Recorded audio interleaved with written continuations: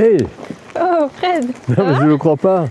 Élise, mais qu'est-ce que tu fais ici? Bah, je m'entraîne. Écoute, moi j'étais venu me ressourcer, je cherchais l'inspiration. Ah, bah Je ne là. m'attendais pas à t'avoir. Hein. Alors Ah, mais ça écoute, fait plaisir de te franchement, voir. mais en plus, c'est pas ton nouveau vélo, ça, c'est l'ancien. Non, ouais, c'est l'ancien. Mais tu as vu, c'est un bel endroit ici, une belle C'est forêt. magnifique, ouais. Tu connaissais beau soleil et tout.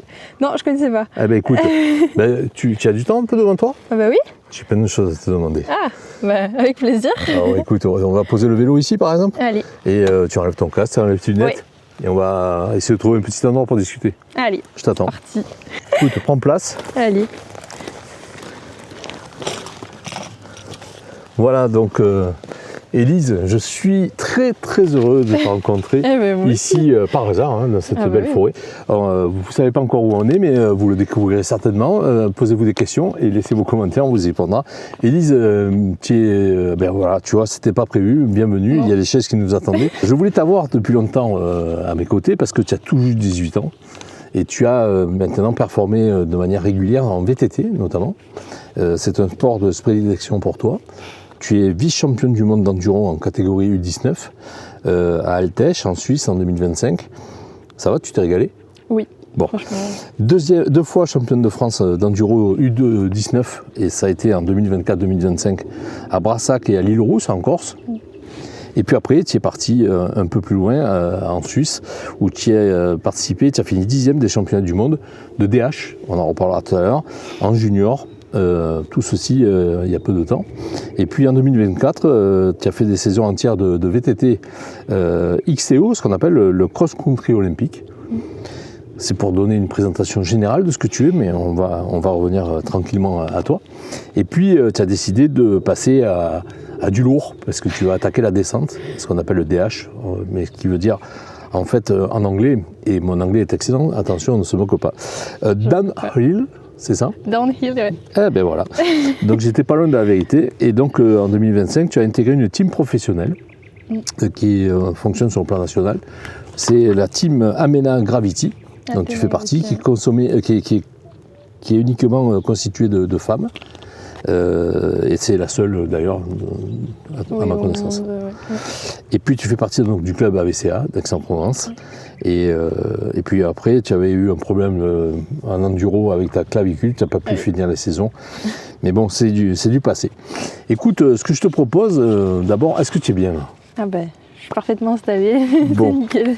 Est-ce que tu as des choses à rajouter par rapport à ce que je t'ai dit là? Non, sur cette présentation? c'est tout bon. Bon. C'est tout bon. Donc tu es né à quel endroit? Je suis née à Aix-en-Provence. Tu as fait tes études à quel endroit? J'ai fait, du coup, au collège, j'étais à la Nativité. D'accord. Puis après, au lycée, j'étais au lycée Émile Zola. D'accord. Et donc tu avais une classe adaptée qui te permettait de faire sport-études? Oui, exactement. Parce que tu es issu d'une famille sportive, on va en parler. Oui. Alors on va commencer par ton frère, il est sportif? Il était. Il était sportif? Il était. D'accord, Non, c'est gentil. après Hein. ça va, il fait Oui. encore du sport, mais... Il arrive encore à petit courir un niveau. peu? Oui, encore un petit peu. D'accord. Récemment, il a couru. Hein. Alors, il faut savoir que tu es donc une fille qui est issue d'une famille de sportives. Il s'avère que tes parents sont des passionnés du sport et que c'est à cause d'eux, très certainement, que tu as pris la passion pour le sport. Sûrement, ouais. Alors, que dire de ta maman? Ah bah... Elle m'a un peu amenée du coup vers le vélo parce que elle du coup elle a aussi fait beaucoup de VTT, donc déjà elle est monitrice de VTT et puis auparavant elle a fait du coup des compétitions de DH aussi, donc du coup elle courait pour la Suisse, mais donc elle a fait les championnats du monde, des coupes du monde et du coup des coupes suisses aussi, elle a été championne suisse. Ah ouais, et puis elle n'a pas fait que ça, parce que ta maman, elle a performé, c'est une femme qui, dans les années 90, a entamé la compétition. Elle s'est située dans la spécialité qui était la descente, bien évidemment, et puis elle a été dans le cross-country. Et puis après, elle a fait immédiatement, elle s'est fait remarquer, elle a intégré une structure professionnelle en 91, où là, elle a commencé à effectuer sa carrière de championne de Suisse en descente en 1992. Et puis 10e sur une manche de la Coupe du Monde à Bourboule en Auvergne, et championne de Suisse en slalom parallèle en 94. Et pour finir, écoute bien, ta maman, elle a été vainqueur de la célèbre Méga Avalanche, la plus grande et la plus longue course du monde de descente, 20 km et 2600 mètres de dénivelé en 1998 à l'Alpe d'Huez. Ouais. Bravo, Madame Isabelle Porta. Ouais, on part du glacier et puis Ah ouais. jusque en bas de la vallée. Alors moi je connais, je l'ai vu, c'est vrai que c'est une course impressionnante avec beaucoup de dénivelé. Ça te tente de faire des choses comme ça? Ouais, franchement, ça pourrait être intéressant. Hein. Alors comment on fait pour devenir une tête brûlée à ton âge, à 18 ans, et d'avoir envie de faire des choses comme ça? Ouais, je sais pas, c'est... Moi, ça m'est venu un peu comme ça, mais parce que du coup, je viens du cross-country, donc c'était pas forcément une discipline qui m'était destinée, on va dire. Et au fur et à mesure que j'ai fait des courses, ça m'a plu, et je me suis dit, pourquoi pas en fait continuer là-dedans. Et La sensation de danger, de vitesse? Plutôt de vitesse, ouais, et puis même l'adrénaline que ça procure. C'est... À chaque fois qu'on fait une descente, c'est beaucoup d'adrénaline et puis même aussi du dépassement de soi. À chaque fois, on a un peu peur, on a une appréhension, mais on arrive toujours à essayer de se dépasser. Et puis à la fin de la descente, on est fiers, quoi. Alors, quelles sont pour toi les qualités indispensables que doit avoir une vététiste? Ouais, elle doit quand même être à l'aise sur le vélo et puis se débrouiller et être... Une bonne motricité. Ouais, exactement. Et puis même aussi une bonne qualité de vision et savoir vraiment regarder loin et vraiment prendre toutes les informations un peu en même temps et essayer de vraiment anticiper au final entre guillemets le danger et puis même du coup tous les obstacles, etc. Et puis même physique, il faut quand même être assez musclé, on va dire. Donc, Oui, alors tu as réalisé plein de descentes. D'ailleurs, tu en as souffert parce qu'il y a eu la clavicule qui a été un peu abîmée lors d'une descente. C'était il y a quelques mois, donc tu t'en es bien remis et tu t'en es vite remis. Tu n'as plus de séquelles là maintenant? Non, j'ai plus de séquelles. En 2 mois, j'ai pu reprendre les compétitions et puis j'ai pas perdu de mobilité, j'ai aucune douleur. Donc non, franchement, c'est derrière, quoi. Ça m'a pas plus perturbé qu'autre chose. Alors justement, pour parler aussi de ce que tu fais aujourd'hui, tu es donc dans la descente, on va y revenir, mais tu fais quoi comme formation? Tu aspires à quoi? En ce moment, je fais un titre professionnel en responsable de petite et moyenne structure, qui est du coup après Passeport, l'école de mon père, et que je fais aussi en alternance après Passeport. Et donc ça me permettrait de, par exemple, gérer soit une entreprise ou même du coup, pourquoi pas, gérer un team plus tard. Un club de sport donc?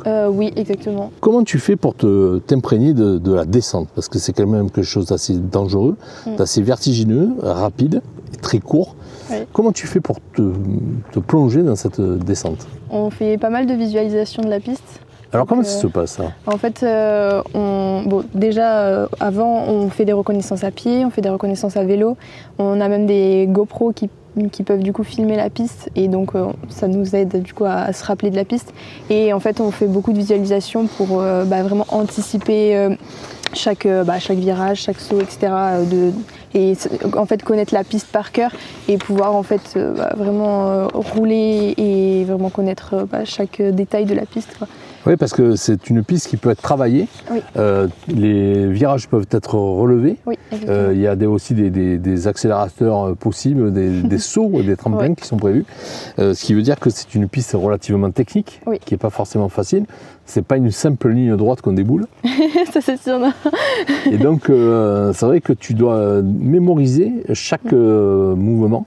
Oui. Tu le fais comment ça, en t'isolant? Est-ce que c'est pendant que tu es sur le vélo? Est-ce que tu le fais avec un coach qui t'accompagne? Non, en fait, souvent j'essaie de m'isoler avant la course pour pouvoir vraiment me rappeler de la piste et vraiment faire une bonne visualisation. Après, souvent, par exemple, la veille, j'essaie de m'en rappeler, etc. Enfin, vraiment de travailler cette piste et de faire une belle visualisation, quoi. Et puis après, on a, la possibilité d'avoir des coachs mentaux. J'en ai pas forcément encore fait l'expérience, on va dire. J'ai ma coach qui est coach mental, mais on n'a pas fait énormément non plus de travail mental, ce qu'on peut évidemment réaliser pour plus tard, mais pour l'instant, j'en ai pas forcément le besoin. Alors, comment tu vis cette transformation maintenant que tu fais de la descente? Tu te sens plus à l'aise, plus investi, plus à ton aise? C'est quelque chose que tu voulais depuis longtemps? En fait, auparavant, quand je faisais du cross-country, je me rendais pas forcément compte, mais sur la fin, je prenais peut-être un peu moins de plaisir. Et quand j'ai découvert la descente, c'est vraiment quelque chose qui m'a... J'ai été épanouie direct en fait. Et donc ouais, c'est vraiment une discipline qui me plaît et puis j'arrive vraiment à m'exprimer sur le vélo. Et donc c'est ça qui Alors, qui est bien. tu as fait preuve de stratégie. Il me semble que tu es allé faire des essais aussi sur la piste enneigée avec un vélo qui a été préparé spécialement pour pouvoir t'entraîner à ce type de descente. Oui. Ça a été quelque chose que tu as fait au Super Dévoluy. Oui, j'ai pu m'entraîner au Super Dévoluy et j'ai du coup fait les championnats du monde de snowbike à Châtel. Et c'était voilà, une course un peu pour prendre de l'expérience, savoir aussi piloter différemment le vélo. Et puis bien sûr de manière stratégique aussi pour aller chercher des points pour la saison en DH. Voilà. Et oui, tu as fini combien d'ailleurs dans cette descente? Je finis 6e au Super G. Quand même, sans l'avoir fait déjà. Je l'avais fait l'année dernière. Tu avais quand même testé. Oui. Tu as participé pour la première fois donc à cette manche, la première manche de la Coupe d'Europe de VTT au Portugal, en DH, à Santiago de Besteros, au nord du Portugal, enfin pas tout à fait au nord, mais dans le centre de ce pays. Tu as fini 6e oui. pour la première manche, ce qui veut dire que c'est la première fois que tu étais confronté à ces jeunes femmes qui sont déjà implantées depuis un certain temps dans ces courses. Exactement. Ce qui veut dire que ça t'offre une belle visibilité et te dire que y a encore des choses à faire peut-être. Oui, franchement, j'étais super contente de mon résultat, surtout que je suis pas trop loin des meilleurs, donc ça c'est plutôt cool. Et puis je vois qu'il y a des aspects à améliorer aussi physiquement ou même techniquement. Donc j'ai essayé l'entraînement de Alors justement, il y avait la néo-zélandaise Jenna Hastings oui. qui est championne du monde en 2022, oui. et elle qui était donc aussi sur le podium. Elle a quel âge cette jeune fille? Elle a 23 ans je crois, si je ne me trompe pas. D'accord, donc ce qui veut dire que toi à 18 ans, tu t'opposes par rapport à des personnes qui ont 23. Oui, voire même plus. Voire plus. Il y avait aussi la Belge Seil van der Velden qui était en position et qui a fini 5e d'ailleurs, parce qu'elle a fait le même classement à Millau. Et puis il y avait la Norvégienne Nelly Asbeck, je ne sais pas trop sur elle, mais en tout cas que tu étais la première Française à te classer dans la compétition, 6e à quelques centièmes à peine. Franchement, oui, c'est... Ah ouais. Et tu t'es préparé très longtemps avant? Parce que tu as fait le déplacement quelques jours avant, à peine au Portugal. Oui, on est parti le mercredi. La compétition, elle commençait le jeudi avec les reconnaissances à pied. Le vendredi, on a eu les reconnaissances à vélo. Et samedi, on avait la manche de placement et dimanche, la finale. Ce qui veut dire que tu as eu en fait quelques 2 jours de préparation peut-être? Oui. 2 jours. Après, oui, c'est sur chaque compétition, c'est un peu le même programme, on va dire. Et donc ouais, c'est... Alors je rappelle que tu étais quand même championne de France U19 en 2025, que tu avais fait un super scratch féminin, que tu avais réalisé un très bon parcours, et que là, donc, pour ta première, tu finis 6e, et ça te paraît tout à fait normal, ce qui me perturbe énormément. C'est pas normal, mais... Non, si, c'est normal, je veux dire, mais c'est super. Je veux dire que c'est relativement intéressant de voir que tu as une marge de progression énorme. Oui. Qui t'attend, et ça peut être intéressant. Donc tu as un nouveau partenaire également qui t'accompagne, puisque tu as un nouveau vélo. Oui, exactement. En fait, du coup, au sein du team Athena Gravity, on a des sponsors et on a du coup une aide avec un magasin qui nous a fait des prix pour du coup rouler sur des Santa Cruz, donc un des meilleurs vélos sur le circuit international. Donc, et oui, parce que précédemment, tu étais dans une team qui était la team La Pierre. Oui, exactement. Et donc, là, on a pu aussi bénéficier de bons vélos, donc c'était vraiment cool. Et donc, cette année, je me régale vraiment sur le vélo, c'est vraiment bien. Et puis surtout que c'est au final mon premier vélo de descente, mon vrai vélo de descente, donc du coup, ça change quand même de d'habitude. Ouais, on va en parler parce que ce ne sont pas des vélos qui sont préparés spécialement. On s'approche de la moto, quasiment, de la qualité du trail et de l'enduro. Ce sont des vélos qui sont beaucoup plus résistants, avec des systèmes de freinage beaucoup plus efficaces, des sorties d'amortisseurs également différents. Est-ce que tu as eu une formation qui t'a été faite par cette team pour bien te préparer à ce vélo? Non, pas forcément. Après, entre nous, on se donne des conseils, on discute par rapport à certains réglages. Par exemple, du coup, hier, je suis rentrée d'un team camp, donc un stage en équipe, où on a fait des tests sur les vélos pour vraiment essayer d'avoir le meilleur vélo possible et être vraiment à l'aise dessus. Et puis même, du coup, d'être le plus rapide possible au final. Alors, Élise, et tu t'entraînes où ici quand tu es, parce que tu habites à Aix-en-Provence, Oui. tu vas chercher les terrains et les descentes à quel endroit? Parce que nous, on a quand même une seule grande descente, c'est la Sainte-Victoire, à 1000 mètres Mais bon, d'altitude. c'est plus compliqué. Ce qui veut dire que c'est un peu compliqué. Tu vas où t'entraîner? On va souvent à Digne-les-Bains, il y a un bike park qui s'appelle Evo Bike Park et où là il y a vraiment beaucoup de pistes, je crois qu'il y a une dizaine de pistes, donc il y a vraiment de quoi faire. Et après un peu sur les stations quand c'est ouvert, bon là du coup en ce moment c'est pas encore ouvert parce qu'il y a encore de la neige. Encore de la neige. Mais oui, du coup l'Evo Bike Park c'est vraiment un bon endroit pour s'entraîner parce que du coup pendant l'hiver c'est presque tout le temps ouvert, donc c'est quand même... Alors, et dans la team que tu as intégrée, vous êtes combien au total? On est 6 et on n'est que des filles, donc ça c'est plutôt cool, il y a une bonne ambiance. D'accord. Ça c'est plutôt cool. Ouais. Alors, ce qui veut dire que tu as en plus trouvé un sponsor local qui t'accompagne. D'ailleurs avec Lisa Ardisoni, c'est ça? Exactement. Une agence immobilière qui est sur Aix-en-Provence et qui a été sensibilisée par tes résultats. Exactement. Qu'est-ce que tu peux nous en dire? C'est ton premier sponsor? Ouais, c'est le premier sponsor avec quelqu'un de local. Et de local, exactement. Et non, franchement, ça fait vraiment plaisir de pouvoir faire ce genre de sponsor avec elle. En plus, on s'entend super bien, donc c'est vraiment cool. Alors, avant de parler technique et de vélo, je voudrais que tu me dises quels sont tes objectifs à court et moyen terme. Parce que là, tu t'es quand même mis un peu la barre haute, me semble-t-il. Oui, alors c'est vrai que à court terme, ce serait plus prendre de l'expérience au final sur la discipline, parce que c'est ma première année où je m'entraîne que pour de la descente, donc, et puis du coup en plus je suis rentrée en élite, donc c'est quand même pas la catégorie la plus facile, on va dire.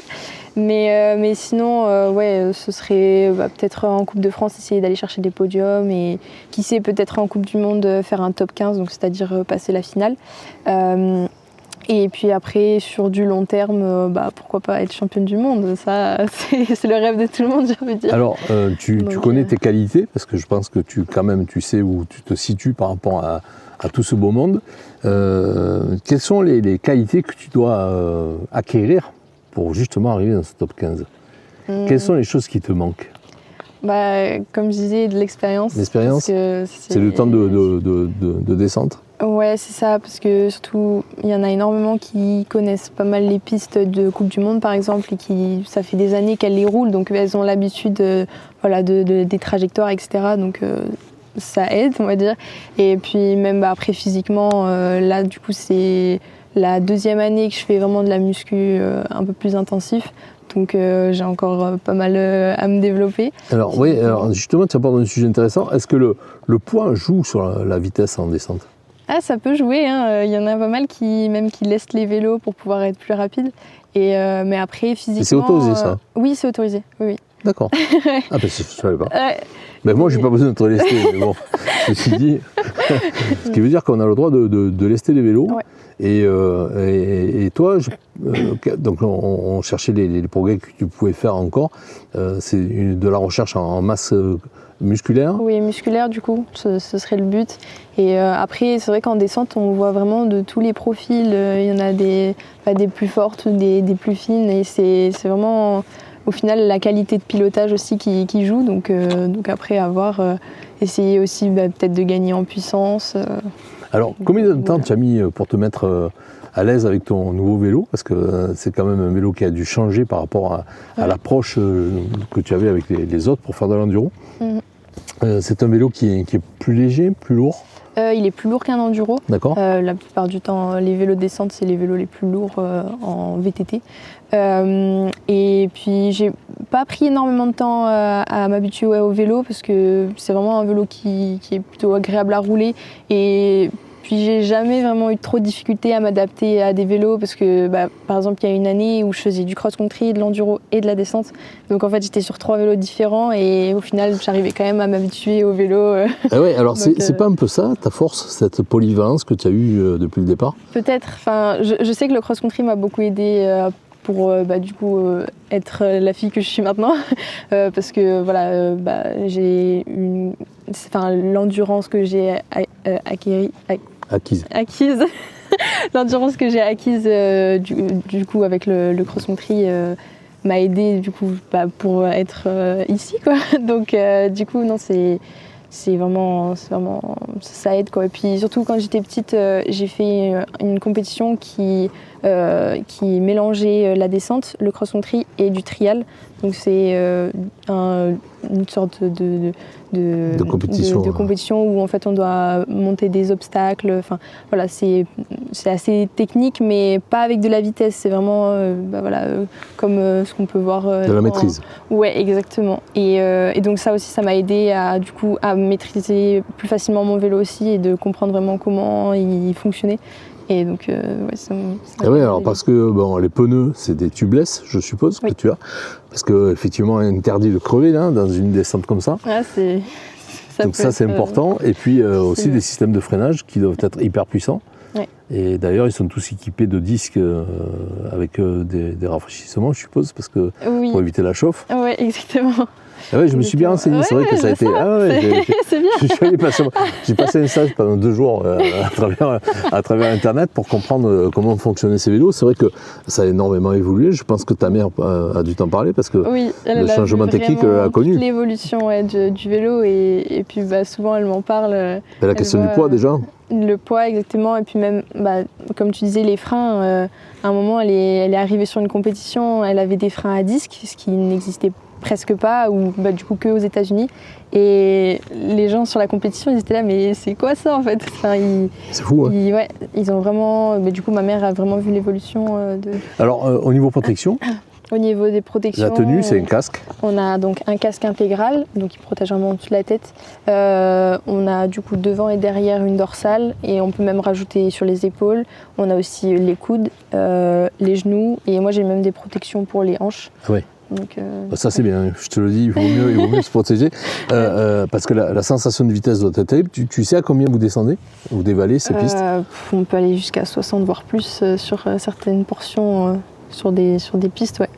Donc vous partez en fait bien au-delà des pistes noires qu'on connaît traditionnellement aussi, puisque vous partez de certains neveux qui sont beaucoup plus hauts, dans lesquels vous vous élancez, et la compétition commence avec une piste de 3 à 5 km. Ouais, ça va très très vite. Et qu'est-ce qui se passe quand celui de devant ne va pas assez vite? En fait, la particularité de la descente, c'est qu'on part l'un après l'autre. Ah, d'accord. Et on part entre 30 secondes et 2 ou 3 minutes en Coupe du Monde d'écart. Et donc, la plupart du temps, on n'est pas gêné, à part quand y a une chute ou que quelqu'un est sorti de la piste et qui revient sur la piste et qu'il n'a pas vu que derrière ça arrivait. Mais la plupart du temps, par exemple en Coupe du Monde, on n'est pas souvent gêné.